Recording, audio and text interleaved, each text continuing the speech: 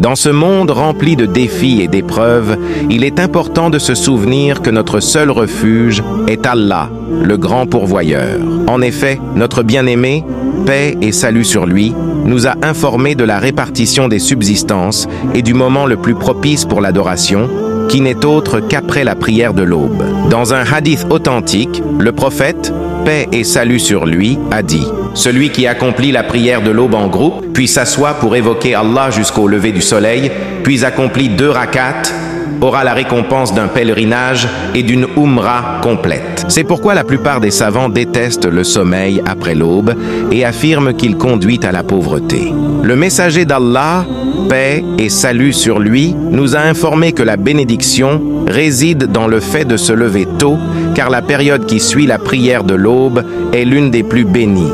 L'aube est le moment où les subsistances et les bénédictions sont distribuées aux créatures. Il a été rapporté que le messager d'Allah, paix et salut sur lui, est passé un jour devant sa fille Fatima, qu'Allah l'agrée, alors qu'elle était couchée le matin.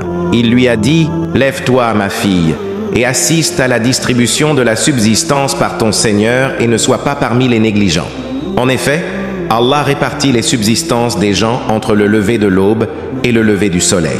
Lève-toi donc tôt pour chercher ta subsistance, car se lever tôt est une source de bénédiction et de succès.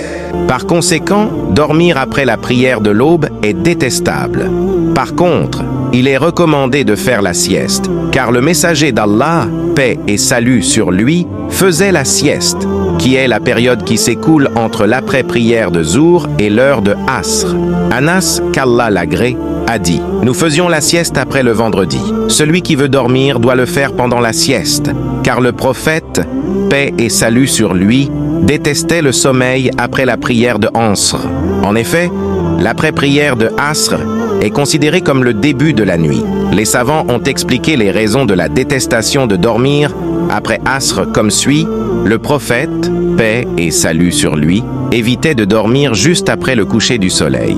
Ibn al-Qayyim a expliqué « Parmi les types de sommeil non bénéfiques, il y a celui du début de la nuit, après le coucher du soleil, jusqu'à ce que l'odeur des herbes disparaisse.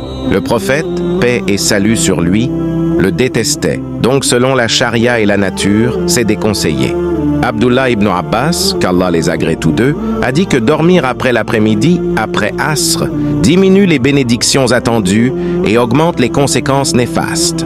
Il faut donc se méfier de dormir au moment que le messager d'Allah, paix et salut sur lui, a interdit ou déconseillé afin de se protéger du mal qui en découle. Ô Allah, fais-nous bénéficier de ta protection, de ta garantie et de ta bienveillance, et fais descendre sur nous ta couverture et ta miséricorde, ô toi le miséricordieux des miséricordieux. Allah est le plus savant. Assalamu alaikum.